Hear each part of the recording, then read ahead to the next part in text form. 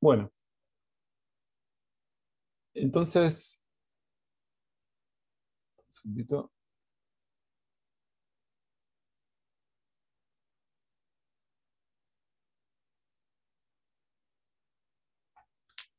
Perfecto.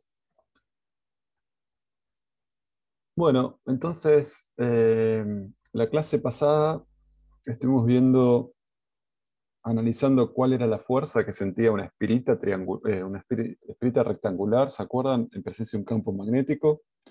Y ahí surgió este, casi naturalmente una especie de reconocer una cantidad física asociada a toda espirita por la que circula una corriente, que era el momento dipolar magnético. ¿Se acuerdan? Que tenía que ver con la intensidad que circulaba por la espira, por el área, y era un vector que tenía, eso era la intensidad de un vector que tenía la dirección de la normal al plano de la espira, ¿no? Ese es un vector que caracterizaba muchísimo el sistema porque me permitía expresar el comportamiento de esa espirita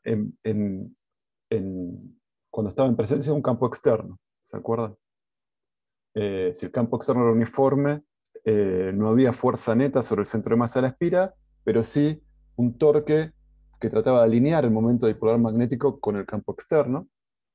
Si el campo no era uniforme, como vimos hacia los ejemplos que vimos, permítame apoyarme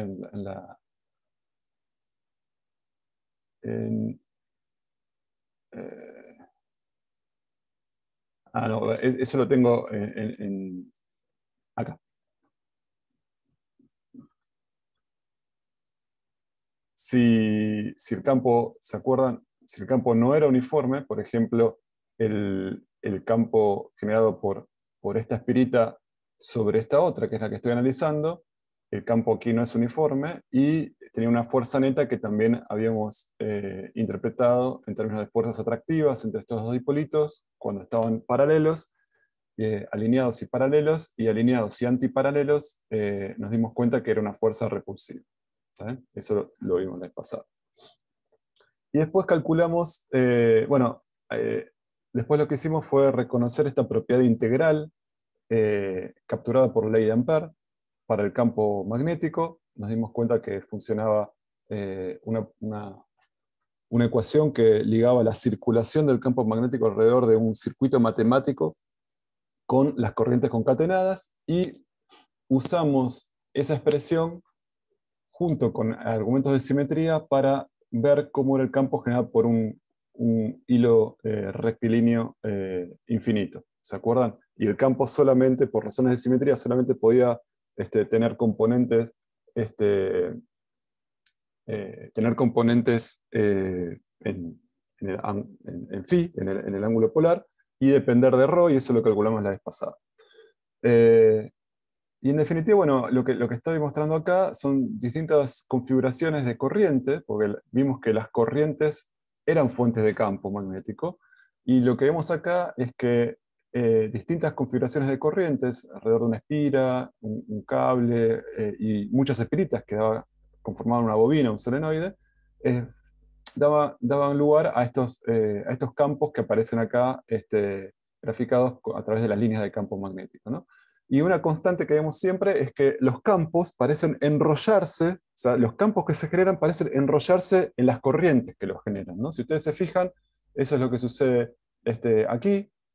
Esta es la corriente y el campo resultante se enrolla. En el caso de la espira, calculamos explícitamente cuánto vale el campo sobre el eje, pero fuera del eje tiene esta pinta, son líneas de campo siempre cerradas, acuérdense, y nuevamente parecen enrollarse siempre en las corrientes, lo mismo en el solenoide. ¿Está? Entonces es una característica de cómo funcionan las corrientes como fuente de los campos. Los campos que generan se enrollan en esas corrientes. Queda una cosa por ver, que es la siguiente. También fuentes de campos magnéticos son materiales magnéticos, son los imanes. ¿Está bien?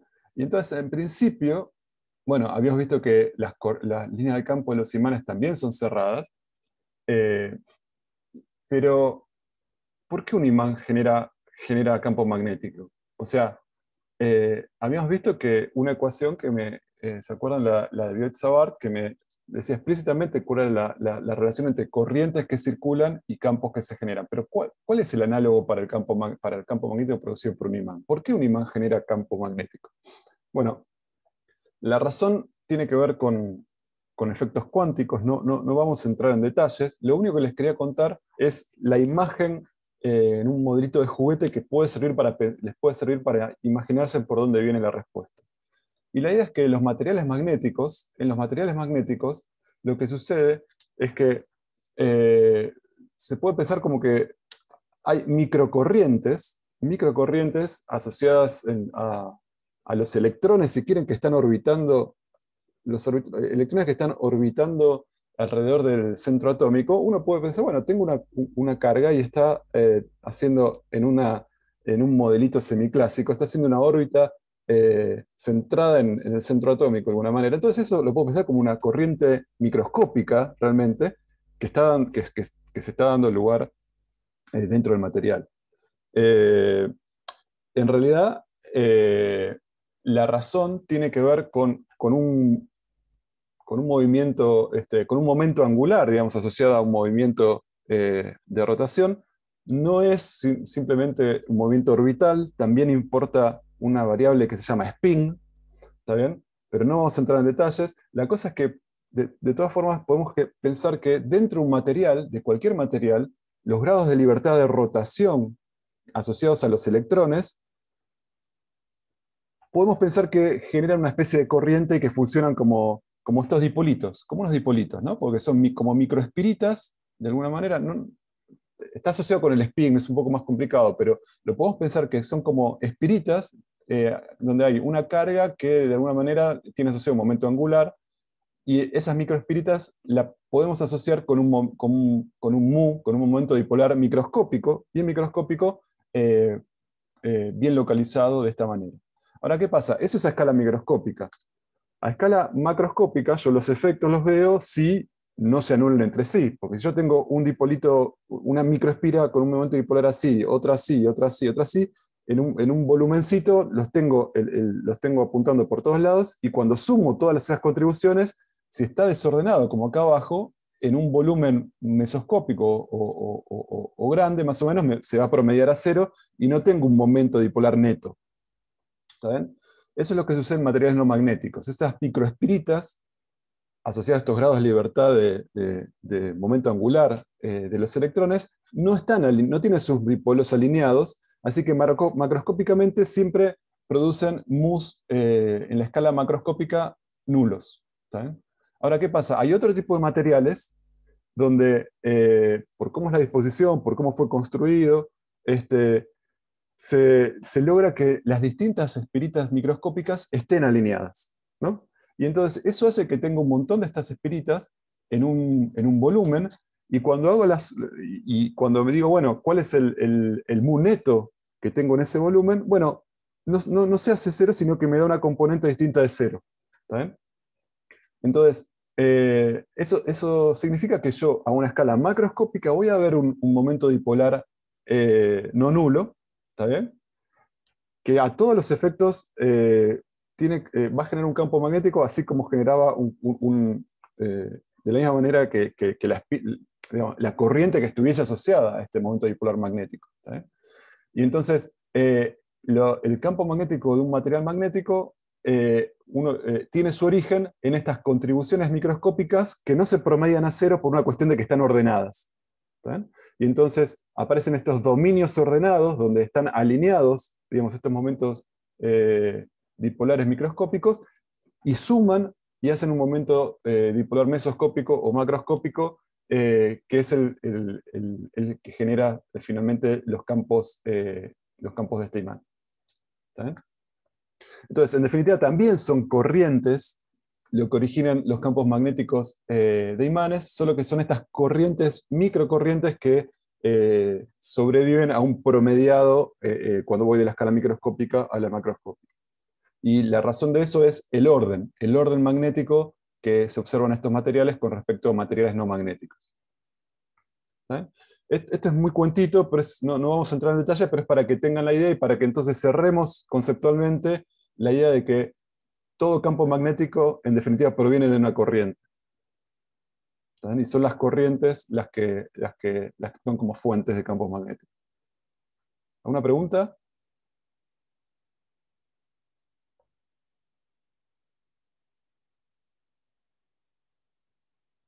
¿Están ahí?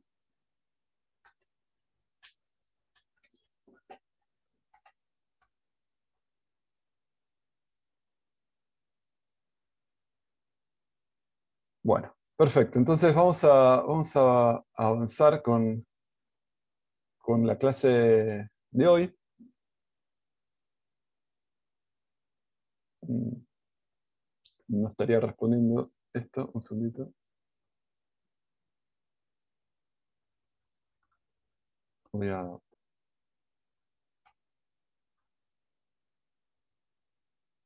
Perfecto. Bueno, entonces hoy vamos a hablar de algo que se conoce como inducción magnética. ¿Está bien? Perfecto.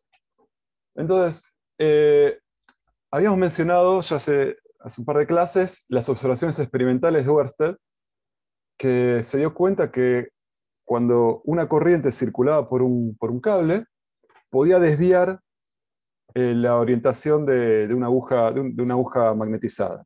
¿Está bien?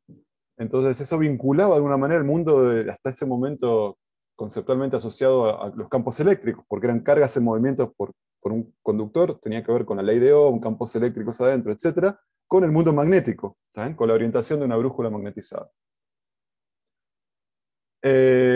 Y lo que les quería contar hoy tiene que ver con otra observación experimental que se hizo 10 años después por Faraday y Henry, y tenía que ver con esto que está acá.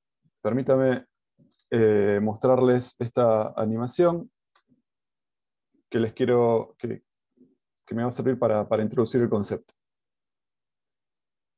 A ver, se me cerró, un segundito.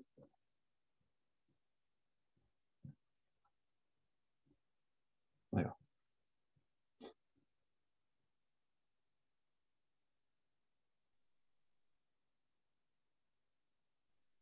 Seguimos viendo la diapositiva. Sí, sí, sí. Ah, está bien. Estoy buscando acá la simulación, un segundito.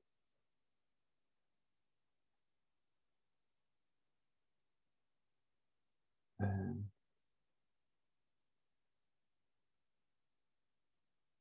no andamos bien con un segundito.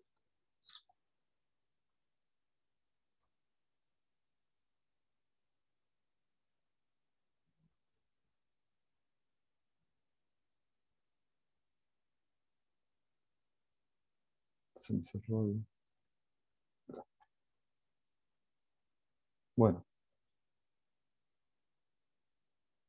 ahí va.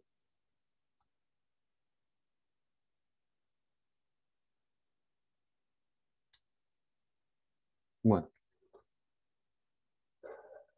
perfecto. La idea es la siguiente. El experimento tenía que ver consistía en lo siguiente. Yo acá tengo unas espiras, un solenoide en realidad, ¿está bien? Tengo unas espiras, y no tengo ninguna FEM, ¿está bien? Entonces, por este circuito, o por este cable enrollado, ¿está bien? Que viene por acá, da la vuelta por acá, bueno, pasa no importa, por una resistencia, pega la vuelta, por acá, no hay ninguna FEM, así que no hay corriente, ¿está bien? Entonces, lo que se dieron cuenta fue lo siguiente. Acá tengo un imán, ¿está bien? Que estas son las líneas de campo del imán. Y yo puedo acercar al imán y alejar al imán de alguna manera. Pero al hacer eso, fíjense que las líneas de campo que atraviesan esta región, acá tienen un valor, digamos. Si yo acercase el imán, el campo magnético en el interior sería más grande, así que el flujo del campo magnético aumentaría. Y si lo alejo, y si lo alejo, como estoy más alejado, las espiras se quedan más alejadas de la zona donde el campo magnético es más intenso, acá el flujo sería mucho más chiquito. ¿Estamos de acuerdo? Sería mucho más chiquito. Y entonces lo que se dieron cuenta es lo siguiente, que cuando el flujo variaba, en el tiempo, cuando el flujo variaba en el tiempo, por ejemplo, cuando yo aumentaba el flujo, se inducía una corriente haciendo un voltaje negativo, o sea, en estos bornes, y cuando yo alejaba el imán de manera tal que el flujo disminuyera en el tiempo, se inducía una corriente para el otro lado. ¿Se entiende? Entonces, de alguna manera el campo magnético estaba como haciendo aparecer una corriente que circulaba para acá con alguna característica que vamos a ver. Y en realidad el campo magnético en sí mismo no, porque en una situación estacionaria no había corriente medida, pero variaciones del campo magnético, o sea, cuando el flujo concatenado variaba en el tiempo, eh, ahí era donde se observaba una corriente que circulaba por este circuito. Esta fue la observación entonces súper interesante, porque nuevamente vinculan estos dos campos, los fenómenos magnéticos con los fenómenos eléctricos. ¿Está bien? Cosa que ya se venía insinuando acá en 1820, este es otro vínculo explícito entre los dos, que ahora vamos a analizar, y que dicen, bueno, hasta ahora nosotros estudiamos en la primera parte electrostática, en la segunda magnetostática, pero esos dos campos son campos bastante relacionados, ¿no? Son bastante relacionados, como vamos a ver, porque parecería ser que el campo eléctrico mueve corrientes y esas corrientes generan campos magnéticos, y ahora estamos viendo que campos magnéticos que generan flujos magnéticos variables en el tiempo pueden mover cargas. Entonces, quizás son dos cosas más similares. En lugar de pensar en electricidad por un lado y magnetismo por otro, yo debería pensar en un marco conceptual llamado electromagnetismo y entender cómo funcionan las dos cosas a la vez. Entonces vamos a avanzar para tratar de entender cuantitativamente esto que está acá. Bueno, entonces acá nuevamente, corrientes son fuentes de B, y B ahora crean corrientes. Entonces esta es explícitamente estamos diciendo que, bueno, que quizás hay una relación más profunda entre campos B y E de lo que sospechábamos hasta ahora. Entonces, para entender este fenómeno que les acabo de mostrar, vamos a recordar algunos conceptos. Bueno, ya les anticipo que lo que va a ser importante acá es el flujo de línea de campo magnético que atraviesa estas espiras, por ejemplo. Entonces, el concepto de flujo, esto ya lo vemos, pero si yo tengo cualquier campo y cualquier superficie, puedo calcular el flujo de ese campo vectorial sobre la superficie. Entonces, el campo vectorial es el campo magnético, será el flujo del campo magnético. Pero cualquier campo vectorial puede ser fácil, uno puede calcular el flujo a través de una superficie. Entonces, ¿se acuerdan? El flujo del campo magnético sobre cualquier superficie, es una superficie S, tiene que ver con esto que está acá. Sumar sobre la superficie cuánto valen las proyecciones sobre la normal, todas las proyecciones sobre la normal, ese es el flujo, ¿no? Ya lo vimos varias veces, esta cantidad. ¿Está bien? Bueno. Perfecto. Entonces, el flujo, cuando se trata de campo magnético, el flujo magnético tiene unidades de campo magnético por área, son Tesla por metro cuadrado, y eso se llama Weber. Weber es una unidad de flujo magnético. Perfecto. Entonces, para empezar a entender lo que estaba pasando en este fenómeno, lo que tenemos que ver es que, bueno, parecería que por alguna razón hay cargas que se empiezan a mover por acá. Y si las cargas son cargas, y si se empiezan a mover es porque hay alguna fuerza externa que hace trabajo sobre ella, ¿no? Un trabajo que se convierte en energía cinética. La ley de, bueno, eso, un trabajo que se convierte en energía cinética de las cargas. Después hay disipación y todo lo que vimos, ¿no? Pero necesita una fuerza que haga trabajo. Esa fuerza, ¿se acuerdan? La habíamos llamado fuerza electromotriz, la FEM. La que hacía esa fuerza era una batería, pero acá no tengo ninguna batería. No tengo ninguna batería. Pero lo que sí estoy seguro es que tiene que haber aparecido una fuerza que haga trabajo y que ponga en movimiento las cargas. Bueno, a esa fuerza que hace trabajo, en realidad el trabajo que hace por unidad de carga, lo voy a llamar fuerza electromotriz inducida, ¿no? Ahora está inducida por lo que ocurre con el flujo. Entonces esto es una fuerza electromotriz inducida. Y la ley de Faraday es muy simple, y lo que dice es lo siguiente. La FEM inducida, que va a aparecer sobre este circuito, va a tener que ver con cómo varía el flujo del campo magnético concatenado por el circuito, que a todas luces es el flujo concatenado por esta parte de la bobina. ¿Está bien? Y no con el valor que tiene un dado momento, sino en cómo varía. En cómo varía. ¿Se acuerdan? Porque si yo dejaba el imán quieto, había un flujo de líneas de campo que atravesaba esta bobina, pero que no cambiaba en el tiempo y no tenía ninguna FEM. Y solo veía FEMs cuando había una variación del flujo magnético. Y de hecho, si variaba lentamente, fíjense la agujita de arriba, cambia, pero muy lentamente. Si la variación es lenta, cambia muy lentamente. Y fíjense qué pasa con variaciones bruscas. O sea, las variaciones bruscas son las que generan más FEM. Y por lo tanto, lo que aparece acá no es el campo, si es grande o chico, sino si la variación en el tiempo es grande. Si la velocidad con la que varía es grande. Y acá, bueno, hay un signo que lo vamos a entender en un ratito. Esta es la ley que vincula la FEM que aparece con cómo cambia el campo magnético concatenado, el flujo en campo magnético por el circuito. Y se llama ley de Faraday. ¿Vamos? ¿Está bien? Bueno.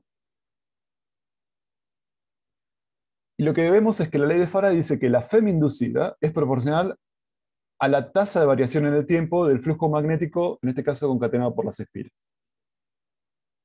¿Sí? Ese flujo magnético sobre la bobina, en realidad es el flujo sobre una espira multiplicado por n, que es el número de espiras que tengo acá, ¿no? Ese es el flujo total. Es lo mismo. Es como que yo tengo muchas espiras una al lado de otra. Bueno, es el flujo de una espira multiplicado por la cantidad de espiras. Ese es el flujo total. Perfecto. Ahora, entonces, la ley de Faraday lo que dice es, toda vez que yo tengo en una región de espacio flujo magnético que varíe en el tiempo, va a aparecer una FEM. ¿Está bien? ¿Estamos de acuerdo con eso? ¿Mueven la cabeza? ¿Movieron la cabeza? Sí. Perfecto. Bueno, entonces, ahora, fíjense que esto puede ser función del tiempo por varias razones. ¿Está bien? Puede ser que el campo sea el que cambie con el tiempo. Entonces, como esto depende del tiempo, toda esta cuenta depende del tiempo. Entonces, estoy en una región del espacio donde por alguna razón el flujo cambió con el tiempo. Esto sucede acá, ¿no? El campo en esta región cambia en el tiempo porque, bueno, yo estoy moviendo la fuente. El B cambia en el tiempo. Las superficies siguen siendo iguales y la relación entre campo y superficie, la orientación relativa sigue siendo iguales. Pero en otras situaciones también puede ser que el campo, supóngase, se mantiene constante. El campo es constante. Y lo que sucede es que yo muevo la espira. Yo muevo la espira y me voy a una región donde el campo es distinto. O sea, el campo es constante pero no uniforme, ¿no? No depende del tiempo. Pero la superficie, o sea, supóngase todo el circuito yo me lo llevo a una región donde el campo es diferente, el flujo va a cambiar, porque yo moví ese, ahora está ubicado en otro lugar, donde el B que tengo que considerar es otro, y por lo tanto el flujo va a ser diferente. Entonces, en este caso, dentro de la integral, el B que yo tengo que considerar va a cambiar porque lo voy a estar evaluando en otros puntos, que es donde me llevé la espira, donde estoy moviendo la espira. Entonces, acá aparece una dependencia del flujo con el tiempo porque B, que no depende explícitamente del tiempo, lo tengo que evaluar en distintas posiciones porque estoy moviendo la espira que me interesa.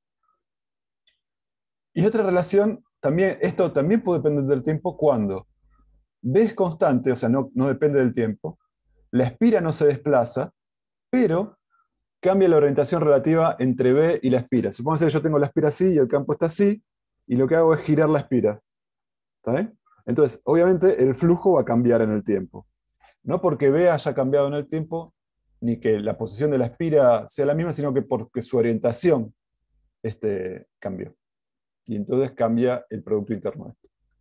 ¿No? Estas son posibles razones por las cuales el flujo puede cambiar el tiempo y puede dar lugar a una FEM a través de la ley de Faraday. Entonces, acá están los ejemplos.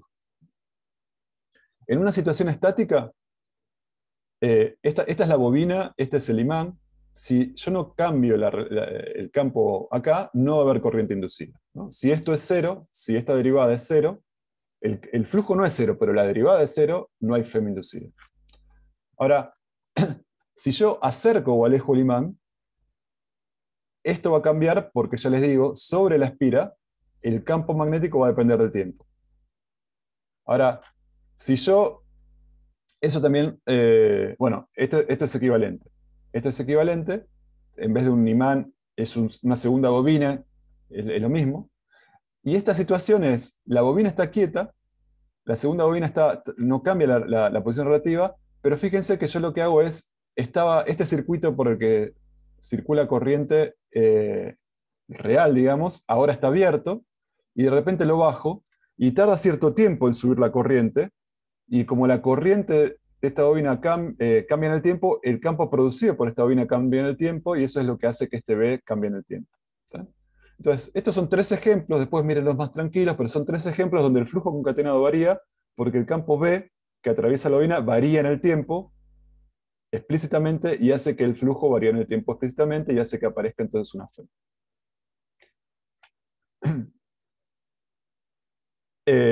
Ahora, imagínense lo siguiente, yo tengo el imán quieto y muevo la bobina. Entonces, ahí el campo magnético es constante, no es uniforme en el espacio, pero sí es constante en el tiempo. Y lo que estoy haciendo es acercando, por ejemplo, la bobina a esta región, así que la superficie se va a mover y el flujo va a cambiar porque el B, donde lo estoy evaluando, es distinto. ¿Está bien? Esa era la segunda forma que hemos visto, ¿no? Y la tercera es que yo no muevo la bobina, no cambio su distancia, el centro de masa al imán, pero la giro, ¿no? Y cuando la giro, lo que estoy cambiando es la normal. Y si la hago depender del tiempo, bueno, el flujo va a depender del tiempo porque la normal va cambiando con el tiempo y este producto interno va cambiando con el tiempo y hace que aparezca una variación en el tiempo del flujo concatenado. Estos son ejemplos de lo que acabamos de ver. Entonces, hablemos del signo ahora. Hablemos del signo. Bueno, lo que dice esto es que yo tengo una variación en el tiempo, ¿no? Puede ser positiva o negativa. ¿Sí? Puede crecer el flujo. Por ejemplo, si yo bueno, puede crecer el flujo crecer o decrecer. ¿Sí? Y eso va a generar una FEM. Y ahora lo que vemos es que la FEM tiene signo contrario al signo que tiene la variación en el tiempo. Entonces me gustaría que seamos capaces de entender ese concepto. ¿Tá? Lo que dice este concepto es que la FEM inducida se opone a la variación del flujo. O sea, si ustedes leen esto en castellano, dice, la FEM es la variación de flujo, pero opuesta, ¿no? La FEM inducida, quédenselo, tatúenselo. La FEM inducida se opone a la variación de flujo concatenado. Entonces vamos a ver qué quiere decir esto, para entender. ¿Eh? Entonces, imagínense que tenemos una espirita que es la fuente, que va a actuar como fuente. Este es el campo magnético B, que atraviesa a esta espira que no tiene, en principio no tiene corriente. Y yo lo que voy a hacer es acercar la espira amarilla hacia esta espira que está acá. Entonces, les pregunto, ¿el flujo aumenta o disminuye?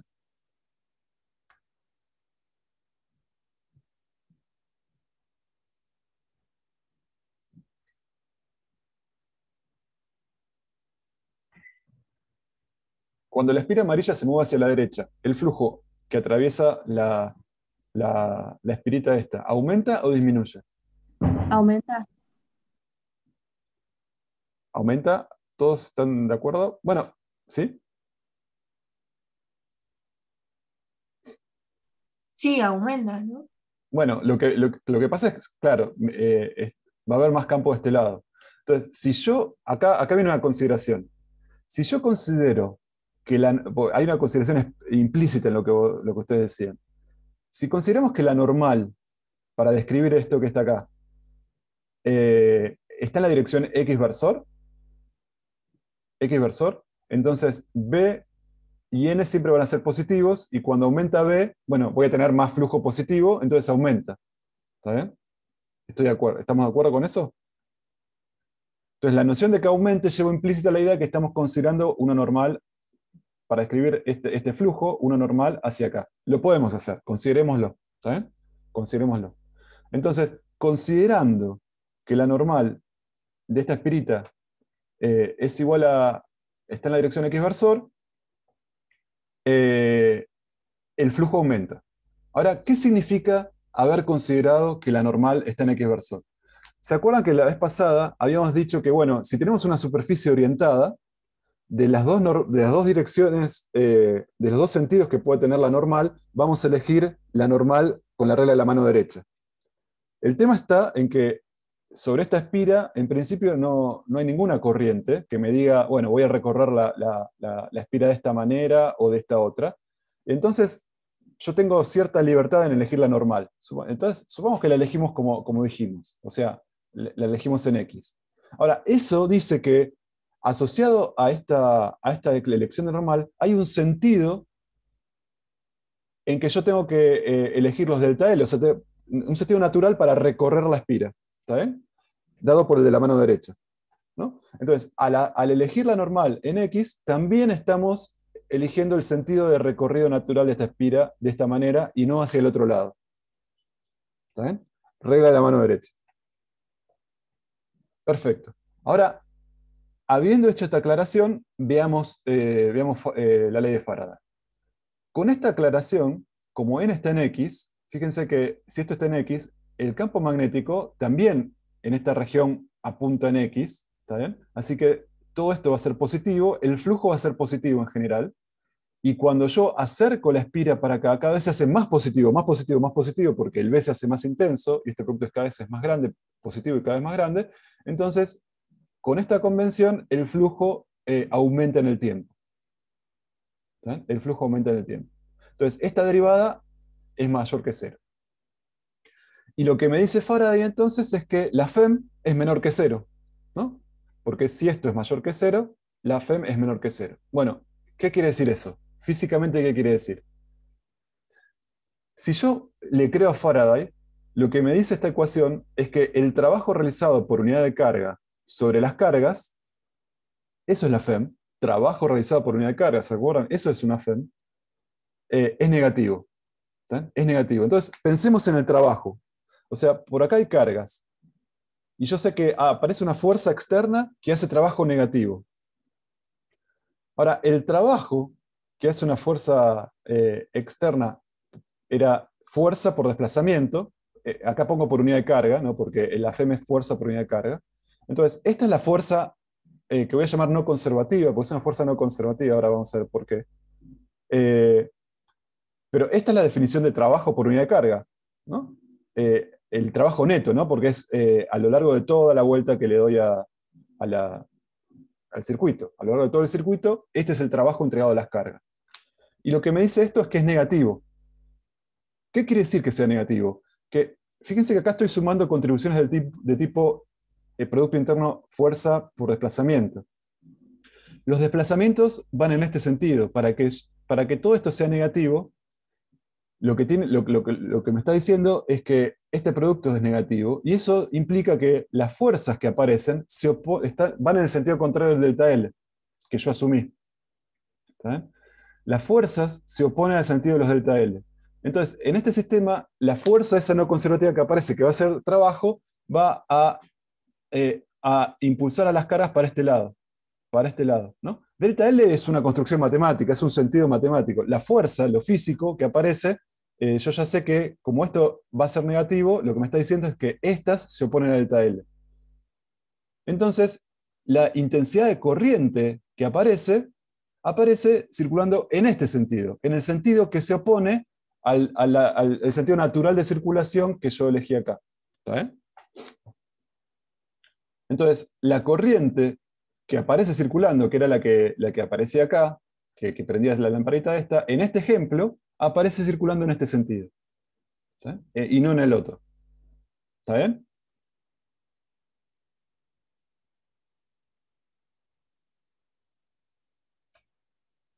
¿Está bien esto? Sigan. Bueno, perfecto. Entonces, esa es la física. Esa es la física. Ahora, lo que les propongo es pensar lo siguiente. Bueno, ustedes me dicen, bueno, pero ¿qué piolas? Vos elegiste la normal en X. ¿Qué hubiera pasado si la hubiéramos elegido en menos X? Seguramente que se están preguntando eso en estos momentos. Entonces, ¿qué pasaría si hubiéramos elegido la normal en el otro sentido? Entonces vamos a hacer de vuelta el mismo razonamiento, a ver qué da. Entonces, consideremos que la normal está apuntando ahora en menos X. O sea, yo puedo hacer esto porque no, ¿está bien? Porque no hay corrientes acá circulando. A priori podría haber elegido cualquier sentido. Entonces, al elegir esto, lo que yo estoy poniendo, acuérdense con la regla de la mano derecha, es un sentido en el que yo naturalmente tengo que recorrer, cuando quiero describir las cosas que pasan en esta espira, tengo que recorrer la espira. O sea, los delta L ahora tienen que tener esta pinta que está acá, ¿no? Para que el pulgar vaya en el sentido de la normal que yo elegí. ¿Vale? Al hacer esto, asignamos el sentido del delta L, que es el inverso al de la vez pasada. Fíjense esto. Ahora, la física es la misma. La física es que yo agarré la amarilla y la estoy acercando hacia la naranja. ¿Está bien? En ese proceso, ahora, fíjense que B, las líneas de campo B, son antiparalelas a la normal. Así que todo esto son negativos y todo esto va a dar algo negativo, todo el tiempo. Y al yo aumentar esto, cada vez lo hago más negativo. Cada vez lo hago más negativo. ¿Está bien? Entonces, matemáticamente lo que está sucediendo ahora con el mismo proceso es que cuando yo lo describo de esta manera, lo que yo tengo que darme cuenta es que estoy viendo que cada vez se hace más negativo. Así que entonces esta derivada ahora es negativa, porque siempre cada vez más negativo, más negativo, más negativo, esta es una derivada negativa. Por cómo definí ahora la normal. ¿Está bien? Ahora, a Faraday no le importa. Faraday dice, bueno, lo que quieras, vos medila como quieras. Pero en el sistema de referencia que vos elegiste, la FEM siempre va a tener el signo opuesto al flujo que vos me decís, a la variación de flujo. Entonces, como en mi sistema, como que en mi nueva convención ahora esto es negativo, bueno, la FEM va a quedar positivo. ¿Qué quiere decir esto? Que el trabajo realizado sobre las cargas por unidad de carga es positivo. Así que la FEM, todo esto que está acá, que es el trabajo realizado por unidad de carga a lo largo de todo el circuito, este simbolito es que tengo que sumar todo esto a lo largo de todo el circuito cerrado, es positivo. ¿Está bien? Ahora. ¿Y qué quiere decir esto? Es que con esta convención las fuerzas están, los delta L quedaron en el mismo sentido que las fuerzas. ¿Está bien? Ahora. ¿Está bien? Así que las fuerzas van en el mismo sentido de los delta L que aparecen ahora. ¿Está bien? Así que nuevamente esto da la misma intensidad de corriente, ¿no? Porque la física tiene que ser la misma. No importa qué convención elegí yo para empezar el cálculo fijando el n para un lado o el n para el otro, ¿no? Así que eso está bien. ¿Estamos de acuerdo con esto?